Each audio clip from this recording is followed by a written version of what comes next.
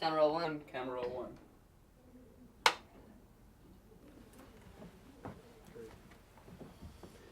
Okay, Ms. Roxborough, could you talk a little bit about what it was like where you were growing up in Tennessee, what it was like with the people, how the people lived, and the general economic and racial makeup of where? Well, I'll try. I was born in Brownsville, Tennessee, which is Haywood County.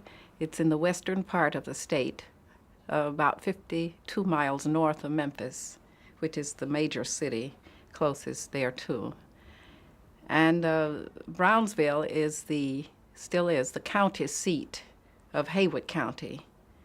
And as I understand it, at that point in time, it was cattle and farming country, as well as there were a number of cotton mills, cotton gins, and the milling of cotton there in the town and in the county area as one of the main items for the industry in the area. Besides, of course, farming, cotton farming cotton was the major crop there, and corn, and then assorted fruits and whatever, but cotton and corn were the two major crops, and that too was basis. People worked in the fields. There were sharecroppers and people who were paid a few cents per day for picking cotton, and they were paid on the basis of the per pound. I don't recall what the amount was, but this was one of the things.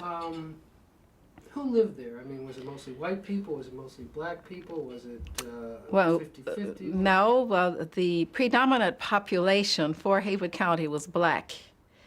The blacks, as I understand it, outnumbered the whites approximately almost 3-to-1. Now, in the town of Brownsville itself, there was a high concentration of whites.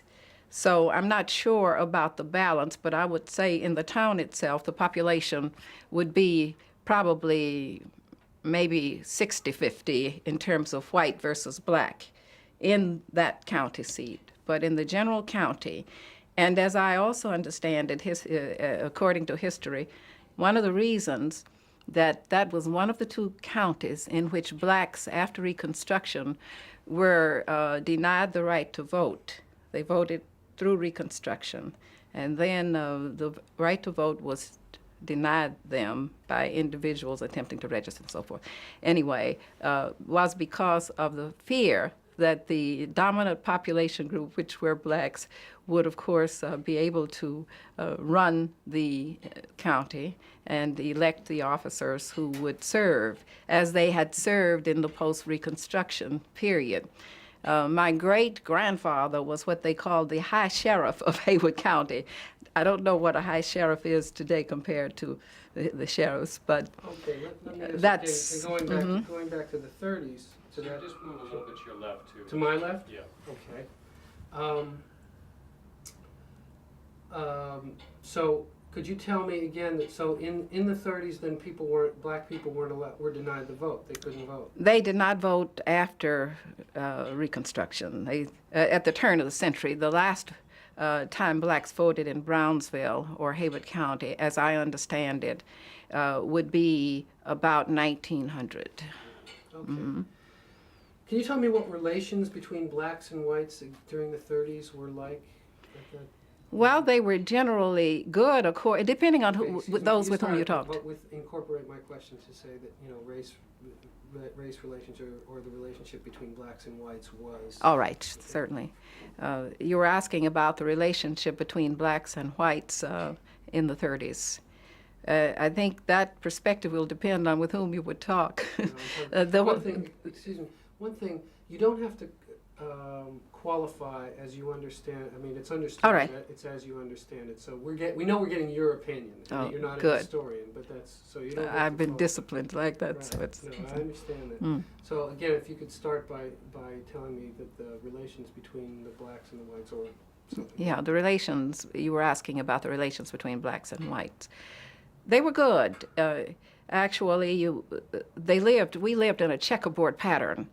In other words, there may be a black neighborhood, but there were blacks which lived in various parts of the town alongside whites, number one. Two, blacks worked for whites as domestics or as tenant farmers or as sharecroppers. There were very few black professionals in the community. For example, there was no black lawyer in our community. But that relationship was a friendly one. They know each other, they lived among each other, but there was also the understanding that you know your place.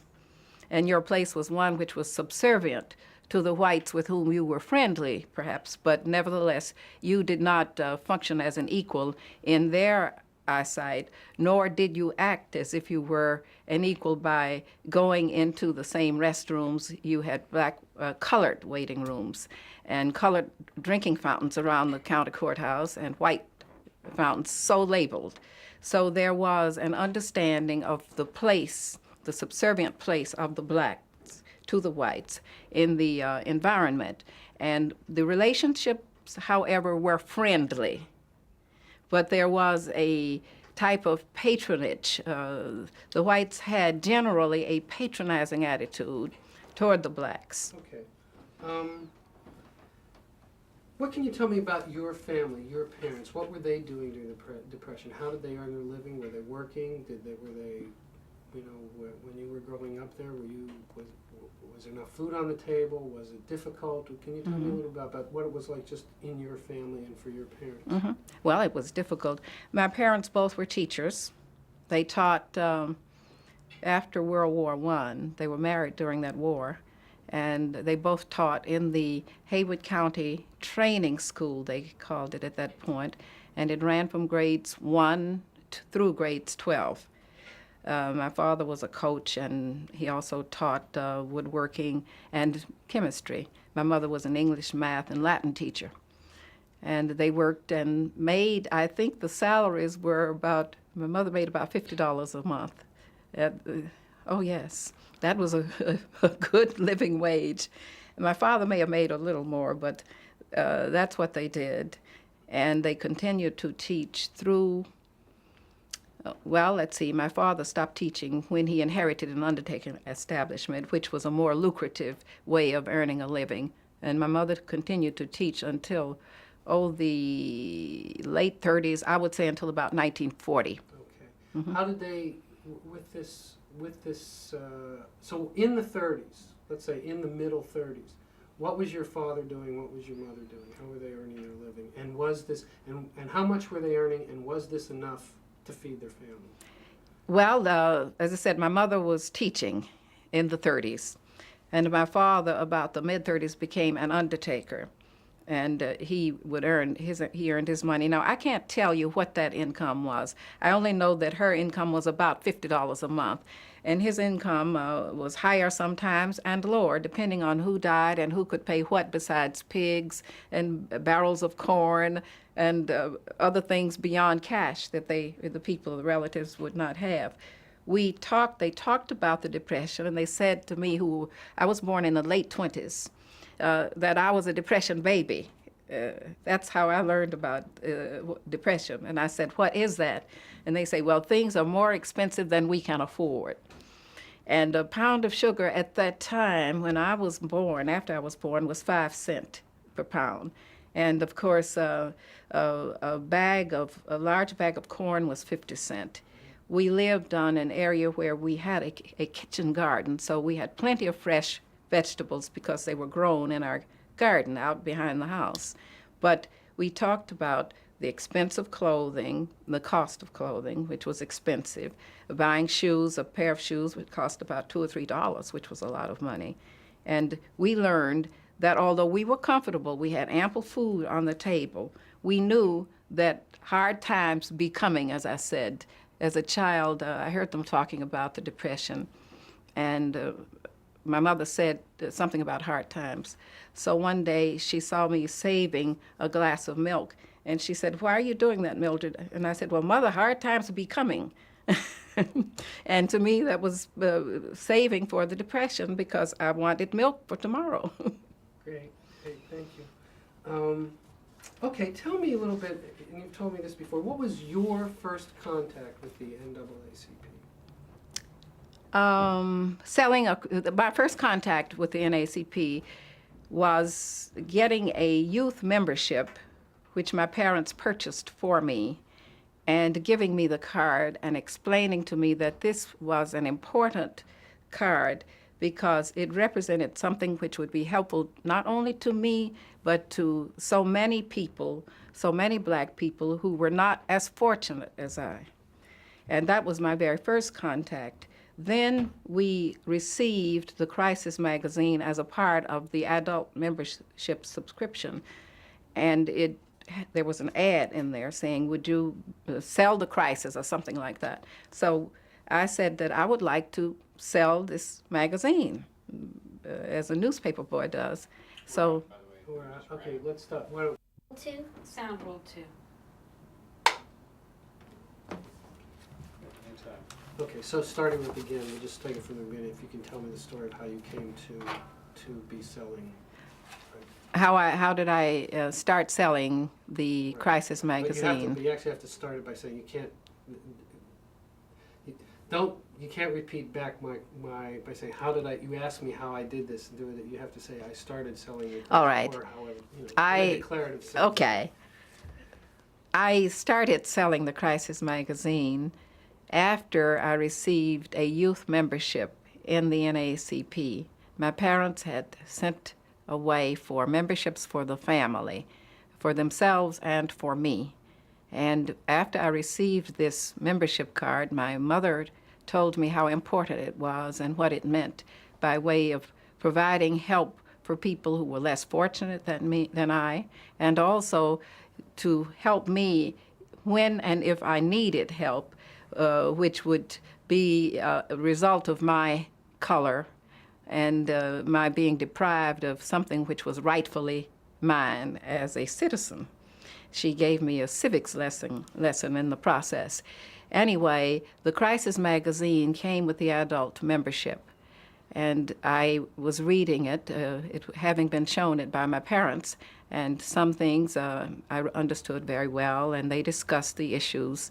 There were black authors and poets, and there were articles on civil rights, information about lynching in this magazine, and there was also a blank in the magazine saying, do you wish to sell subscriptions to the Crisis magazine? If you do, well, words to this effect, complete it and return it. And I decided I wanted to sell the magazine, so I completed this form, and my mother or father, someone mailed it to me, to the office, which was here in New York at 69 Fifth Avenue. And soon I received a form with a letter from Roy Wilkins, who was then editor of the Crisis magazine, saying that you are now authorized to sell subscriptions to the Crisis magazine, and I had a little ID, simple card. And as I recall, the Crisis was also 5 cents at that time. And I received my first consignment of magazines, and I was to sell the magazine, send the money back, and there was a small percentage that you keep for yourself. I don't remember the exact amount, but that was, and the Crisis magazine was sold, actually it was 10 months out of a year and still is, the issues. How did you sell it? Did you go door to door? Did you go? Yeah, I went to my. When you sold them, what did you do? I would take copies of the Crisis in a bag, a school bag, a book bag they call it today, I guess, and went to the neighbors to get them to buy this magazine. And they would say, how much is it and what is it about? And I would explain to them that my mother told me, my father told me that this could help me when I was in need and when something wrong had been done to me, and if it will help me, it will help you too. That was so if you buy the Crisis, you can learn how you can be helped and what is happening and how other people are being helped. Did you sell many copies? Yeah, I did very well. I sold the neighbors these copies. I was small for my age, short. So they thought, I think, they called me Bo Peep, and they would say, oh, doesn't she make a cute little salesman? And then they would say, well, how much of this money are you keeping yourself? But seriously, I did did do very well, and I would take the crisis to school and sell it at school, not so much to the children as to the teachers and the adults. And I was not hesitant about trying to peddle my subscriptions everywhere. Just quickly to ask you, did you ever try to sell it to white people? I don't recall whether I did or not. We had a number of white people who came to our house for various reasons, sell things, to collect insurance, to do But you different don't have a things. specific recollection? But I have no. I'm sorry, sure. These sirens. Oh, yes, I was in a story. Scene 2, take 3, camera roll 2. Okay, can you tell me the story of how tell me what kind of a man, briefly, what kind of a man was your father and how he came to be involved in starting a branch of his own local branch of the NAACP? How he got involved in that? Well, the kind of man my father was a very gentle man, and he also was an avid reader and very kind. He was the kind of person who inspired confidences. As a result, the people in the community who had problems brought them to him for help. And I should point out that there were very few professional blacks in that community, and there was no lawyer, for example. We had clergy, one doctor, and one dentist. But he became something like a father confessor, and as a result, he helped people with their problems, whatever they may have been, if they were in jail or if they had a marital dispute or whatever. In this process, he was also cognizant of the fact that blacks were subjected to severe problems and lynchings across the country, in various parts of the country, as well as the indignities which they suffered there in Brownsville. Ours was more of a benign treatment until later, that there were no severe racial incidents. Blacks and whites were just kept in separate worlds, and blacks knew and were told what their limits were and what they could not do. Well, my father determined that he would not any longer abide this without making an effort to recapture some of the rights they had in his father's time and at the turn of the century, and where there were others getting this kind of freedom in other parts of the country. Hence his interest in the NAACP and his readership of the crisis of then the Pittsburgh Courier, the Tri-State Defender, it was called, I think, and these were black weeklies, and then the daily papers which talked about the various things that happened very casually. If a black were killed, it was treated as just another item. And that was the basis for his concern and interest in the NAACP, because he felt that this was one way that he could work to more effectively and broader redress the problems in his community and help a greater number of people. And that marked the beginning of his interest in. So how did he go about doing this? Well, as I said before. I don't mean sort of the details of how he contacted the NAACP in terms of the community trying to get people organized. Well, they respected him, and he was a well-known figure throughout the community. My father, the community respected him, both the whites and the blacks. Respected him. They felt that he was a person of integrity, and he also was what I would call a do-gooder. He really, in the positive sense of the word, was helpful, and he could also negotiate disputes between whites and blacks effectively, and both sides of the color line looked on him with respect. And he came from a well-known family in the community, and it was a large family, not just him, but he had 5 brothers. Okay, but again, let's get to let's So, talk about how he organized, how he went about organizing. Because of the respect he commanded in the community and the broad contacts he had both in the country, outside in the rural areas, as well as in the city itself, when he decided to start a branch, he started talking to a group of associates and friends who were black, to say that he thinks that this is an excellent idea. It would be a means of helping us get better salaries, get better employment opportunities, and the black teachers should get as much as the white teachers should get by way of pay, and they should be accorded the same kind of treatment. Also, the tenant farmers were being mistreated. They weren't being paid fairly, the sharecroppers, and all of these. So, not to be too detailed, but he solicited the support and the interest of the people who knew him and whom he knew. And then he learned of what the procedures were, and of course collected. My mother helped collect the money for the dollar membership dues. And this was the basis for setting up a branch of the NAACP, which was called the Haywood County Branch NAACP, to help the large majority of blacks who were without any redress in terms of the legal system and the rectification of rights. And So what kind of activities did that branch become involved in as they were getting organized?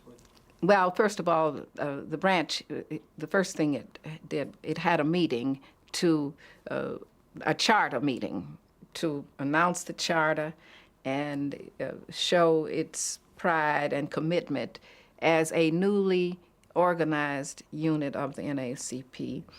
They had invited a speaker from another town who was a lawyer, who came and spoke about the importance of having an NAACP unit which could effectively work to right some of the injustices and wrongs, as they call them.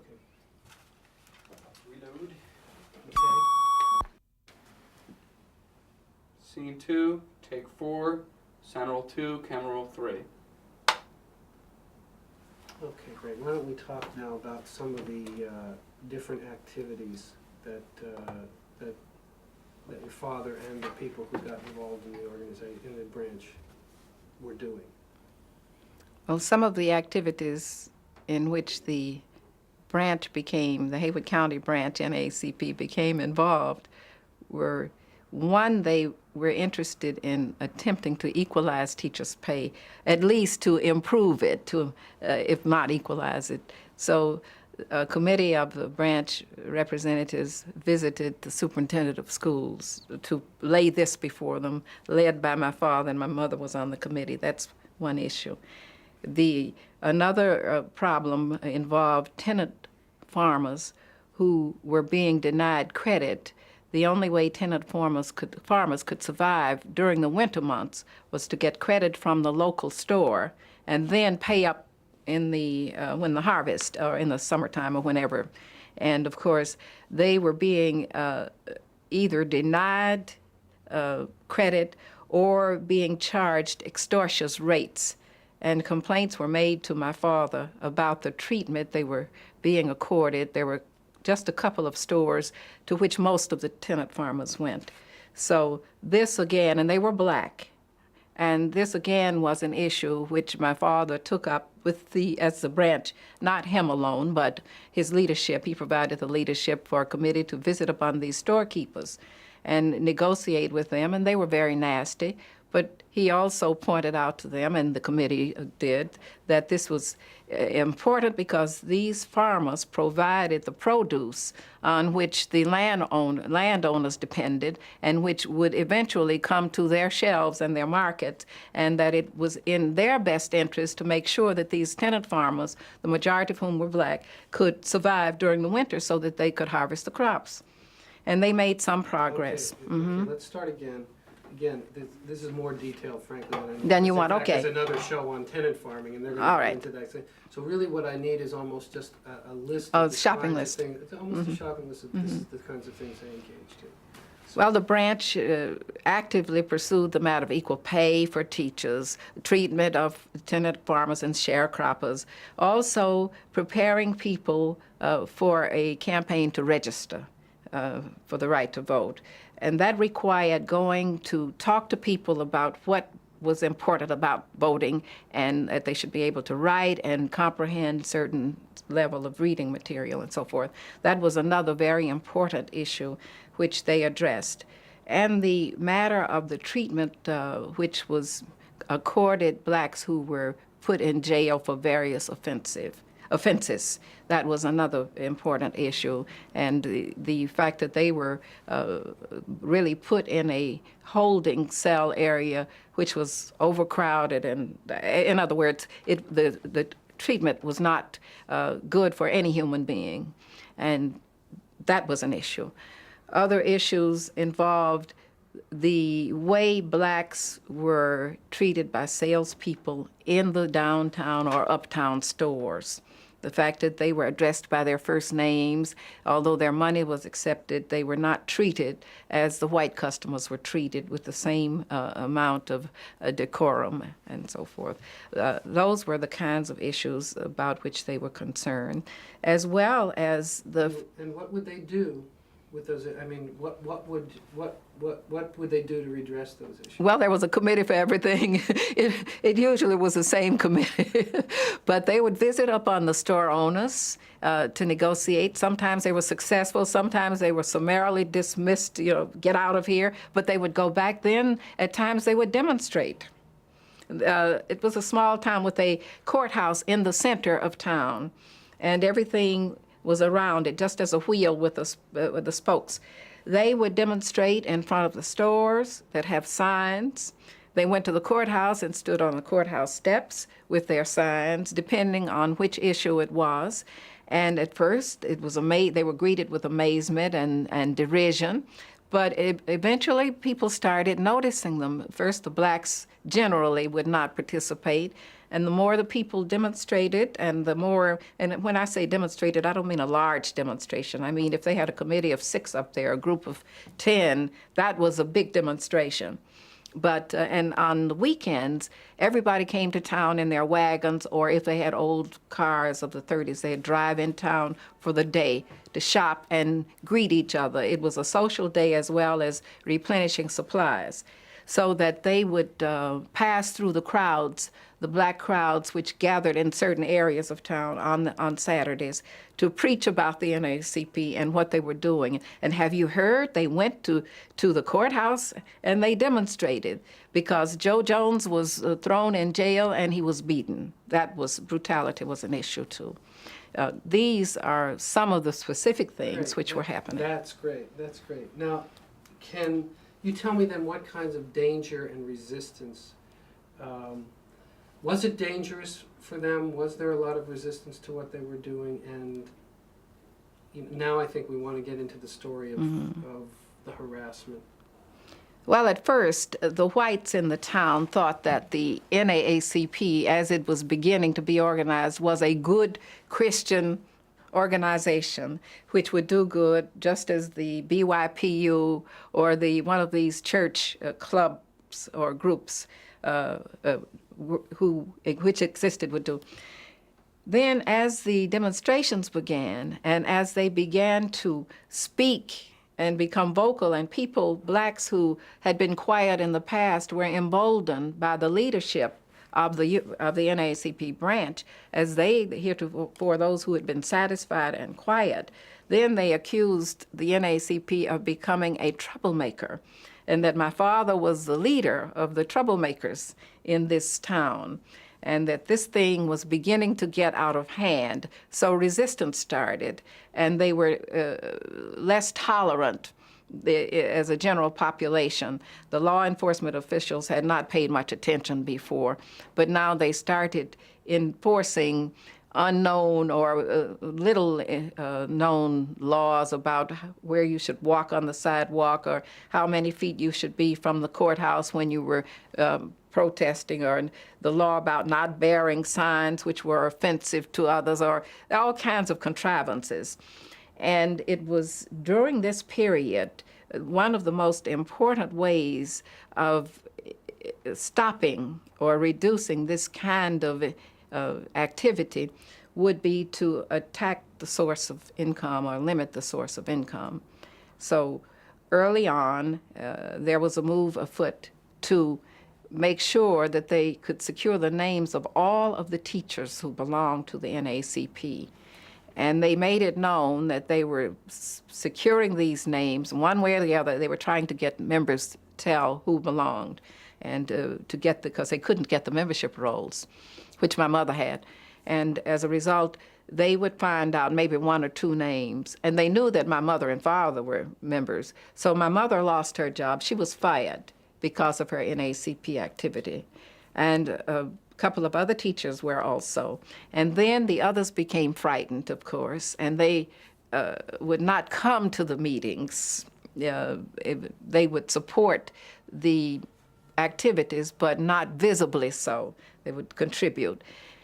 We had the tenant farmers again who were members were denied credit. They started systematically determining to the best of their ability, their meaning the whites in the community and the patron fathers of the town, which would involve the city officials.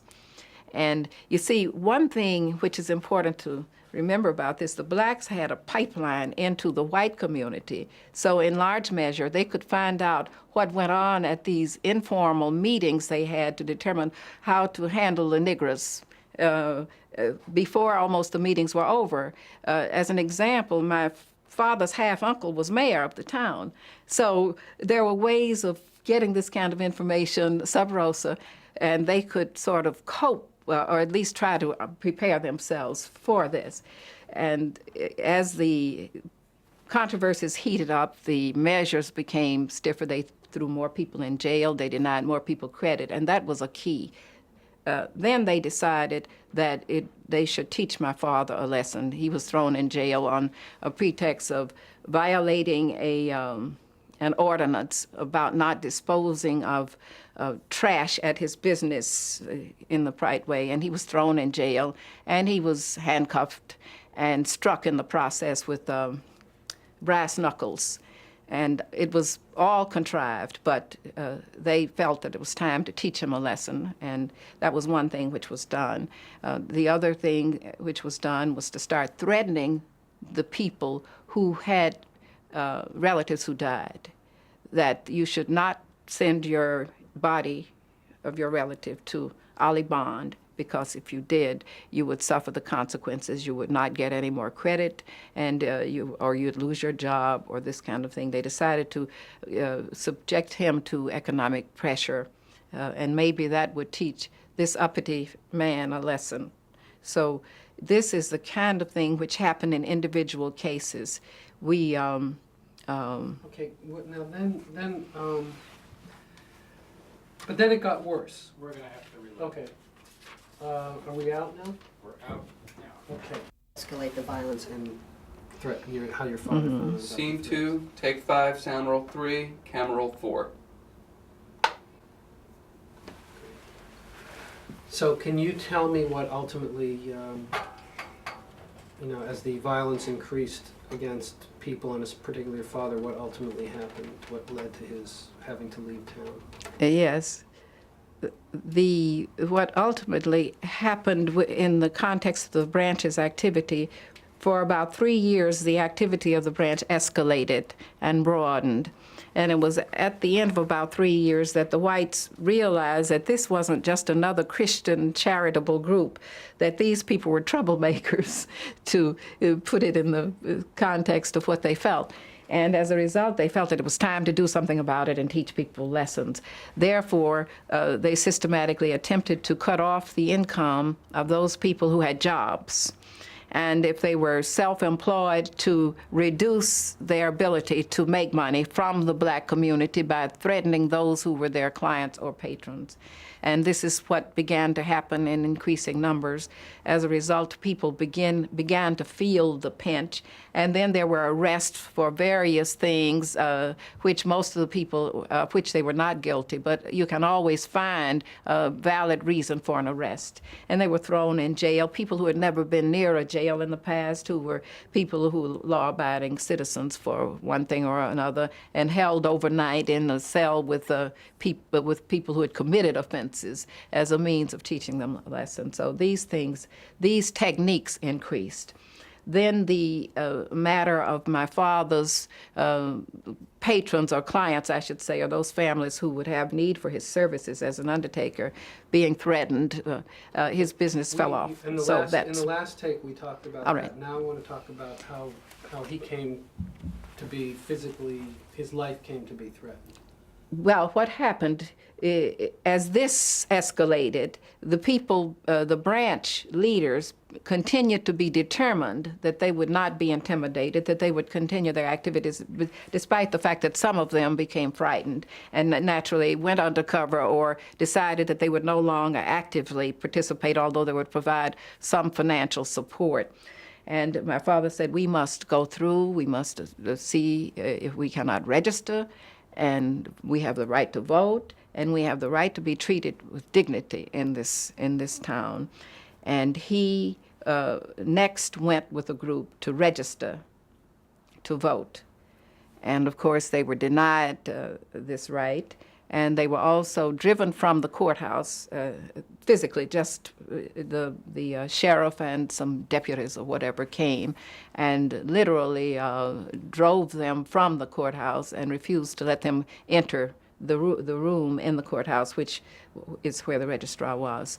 After that, he received threatening calls, phone calls, and notes saying that you will die if you do not stop this. They were anonymous, naturally. And a couple of the men who served on the informal committee were visited and at night at their homes. And they were threatened, and one was beaten, and one was arrested. And my father went to and posted bond to get him from jail. So this is the kind of atmosphere in which we were living at. This is the third year at the end of the third year of the branch. So he was, as I said, he was very concerned about this, but he was not intimidated, and he refused to stop. And finally, they arrested him once more for supposedly speeding. And of course, he was not speeding, but they said he had gone through a traffic light. And they kept him in jail without anyone's knowing where he was.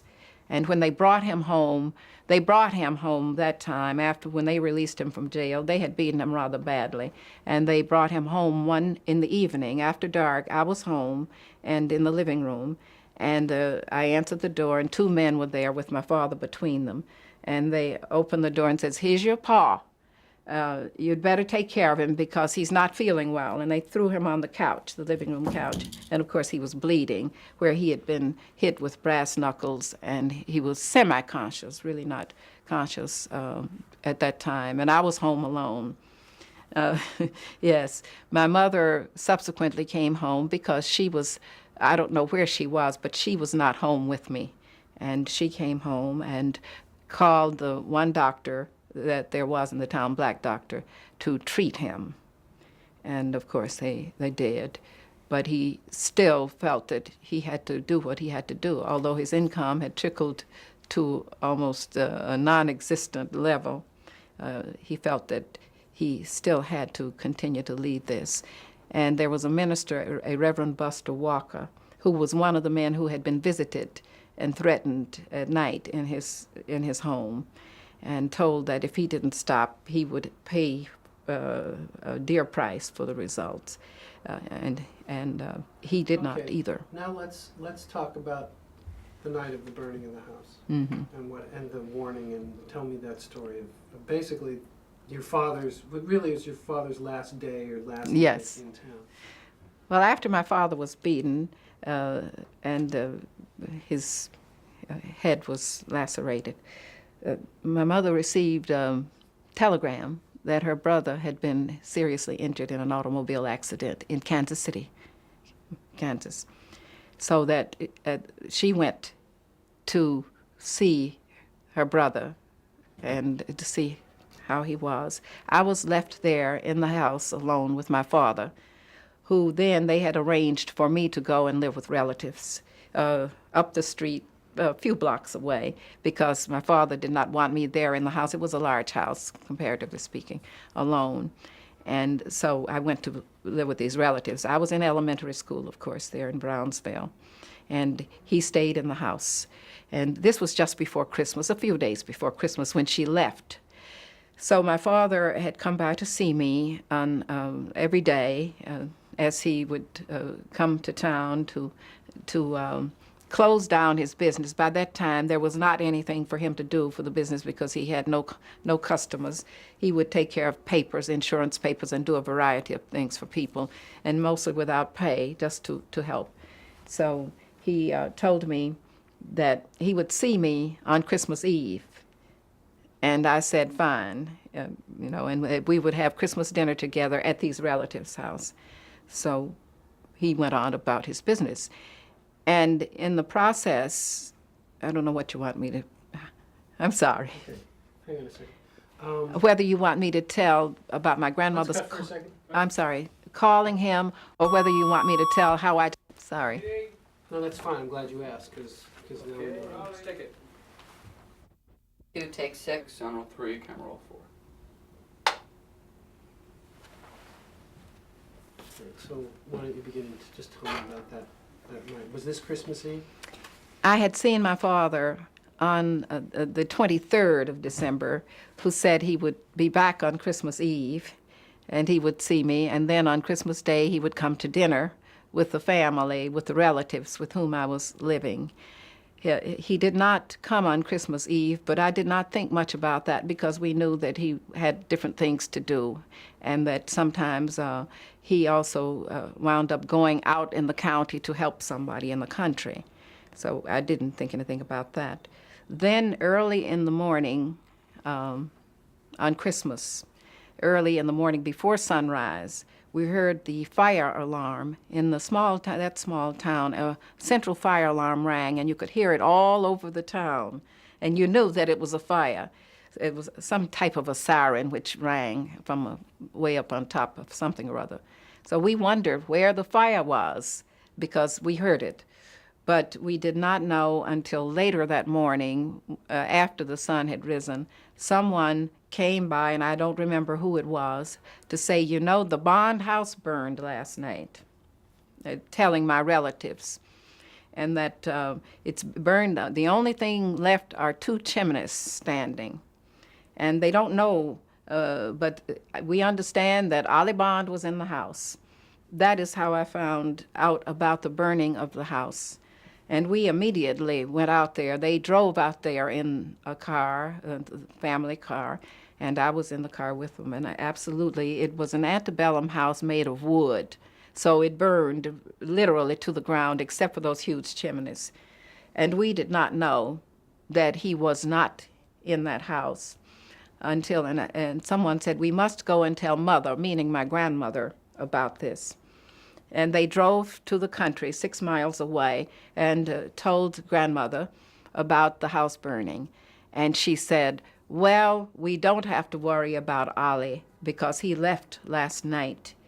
He came to see me early in the day, and I told him he had to go. And she said, Dr. Sevier had come to warn me, and he had told me that if Ollie didn't leave, he couldn't do anything else for him. And I got Ollie to leave town. Reluctantly, she said he didn't want to go, but he went. So, they said, where? And she said he was going to join Mattie, my mother, in Kansas City. Okay. Then what happened to the organization after your father left town? The organization they met on a monthly basis. So they met for 2 or 3 times. Now, this is in December. And they met a few times after that, but the membership had dwindled. But the officers continued to see each other and to try to keep the branch together. And then next comes the killing. I think where we'll start with this is just saying, Scene 2, take 7, sound roll 3, camera roll 5. okay, so beginning with after your father left, what happened? Mm-hmm. Briefly, just what happened to the organization, and then over. That Christmas Eve night, or Christmas morning, after my father left, marked the further decline of the branch because of the NAACP branch, because of the pressures which were increasingly being subjected to the people, and left without him as a key leader. They did not have as much of the energy and the willingness and the enthusiasm to subject themselves to the pressures which were becoming almost unremitting. They met a few times, the branch did, after he left, although the bulk of the membership dwindled away. So that you had the officers and a few of the members who would come together in homes and meet as they were increasingly pressured about these activities. Finally, as the pressure continued, the visits to homes increased markedly. Each one was known, so they were intimidated by people coming to the homes, knocking on the doors, and making threats, yelling threats, if they even if they did not come in, telling them what was in store for them, and denying them credit, doing all of those things, which were combined, becoming almost intolerable. Eventually, I don't remember. We have to cut because of the sound. 22. Take 8, sound roll 3, camera roll 5. Okay, it's quiet. Okay. So we can begin with after your father. After my father left that Christmas Eve, the membership of the branch dwindled and the meetings dwindled in numbers until a few months later, after a number of visits at night to the members' homes. One of the officers, he happened to be the treasurer of the branch, Albert Williams, his home was visited, and he was taken from his home in his pajamas, and by a group of men in a car. He was shot and thrown in the river, the Hatchie River. His body was found a day later floating in the river, having been riddled with gunshot. And following this particularly difficult and terrible crime, the branch became dormant. It did not, the people did not continue to meet, and it remained so for a long period of time. Some of the key members left the town and went elsewhere to live, such as Elisha Davis and Reverend Buster Walker went to other places to live. They were key people with my father in the branch originally, in addition to Albert Williams, who was murdered. And the branch did not become active again until the late 50s. Great, thank you. Okay, I want to quickly move on to something that's completely unrelated, Okay. which is, do you remember Joe Lewis at that time, in that time? And was there any, so did anybody in your household pay attention to the fact that there was this boxer out there by Joe Lewis? What do you remember? Oh, yes, as a couple of things I remember as a child, and that is The Shadow, which was a radio program, and on radio, and listening to the fights of Joe Lewis, broadcast on radio, an old model radio. I would sit on the floor, and there was much excitement when Joe Lewis fought. And when I was a child, whenever he had a fight, it was a time when people would gather together. Everybody did not have radios. So we would gather where there was a radio. In our living room, it was usually crowded because we had a radio, and we would listen to Joe Lewis and root for him and just say, beat him, beat him, beat him. We know he'll do it. And he's the greatest. Yes. Do you remember when he lost, the night that he lost? Do you have any recollection of that? When he lost to Max Schmeling, he was supposed to win. Yes. Do you remember that at all? Yes, it was a sad occasion. It was very sad. And you thought the world had come to an end. And for him to have lost to a German, that was just awful. They thought they were superior anyhow. This, I'm telling you, voicing what we felt. It was a personal hurt and an affront that a German would come and beat the great invincible Joe Lewis. It hurt. You just, people literally cried. So do you remember then, when 2 years later, when he beat the German again, do you remember that? Yes, I was in Kansas City then. Yes, I What remember was the that. feeling you Oh, there was much joy. The world was bright again, and Lewis was on top, and the brown bomber, as he was called, and by which he was known at that time anyhow, reigned supremely, and we knew that he would do it. Great, great. Okay, can we cut now for a second? 9, sound roll. 3, camera roll 5.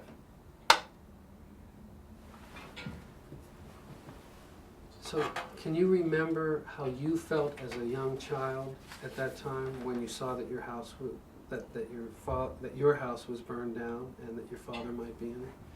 Well, it was a terrible feeling. My stomach felt empty. I'd never felt like that before in my life. And I said, everything I had is in that house. My favorite toys, my tricycle, my father, my rabbits are gone. My world just crumbled. And I said, my father, if we can't find my father, I can't live. I was a father's daughter. I was fond of my father. And I have never felt since quite that same way, because all of those emotions, and my stomach simply just felt as if it had disappeared from my body and there was nothing but a void in me. That's about as descriptive as I can. That's pretty damn descriptive, I'd say. And as the smoke rose from the chimneys, because there was still smoke, I was wondering if my father were there.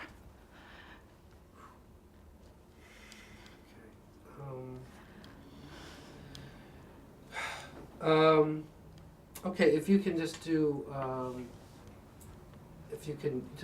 that little short bit about that you were 9 years old when you started Southern Crisis. It was 1936, so this was the next